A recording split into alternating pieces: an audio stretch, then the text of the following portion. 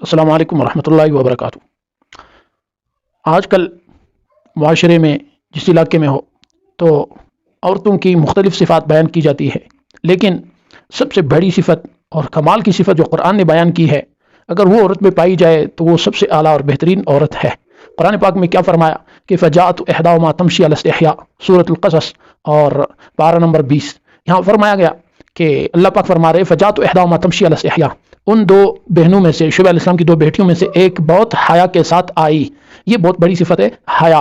اگر حیا عورت میں ہو تو وہ عورت ہے، اگر حیا نہ ہو تو وہ عورت باقی نہیں رہی۔ بلکہ کسی نے تو یہاں تک کہا ہے کہ اگر عورت کا نام حیا رکھ دیتا کہ ہر عورت کو حیا ہی کہا جائے تو یہ پھر عورت کا نام مکمل ہو جاتا۔ لہٰذا عورت میں اگر حیا ہو تو وہ عورت ہے، عورت میں اگر حیا نہ ہو تو وہ کامل عورت نہیں ہے۔ اللہ پاک ہماری عورتوں کو، ہماری بچیوں کو، ہماری لڑکیوں کو اللہ پاک باحیا اور پاک دامن بنائے۔ السلام علیکم ورحمۃ اللہ۔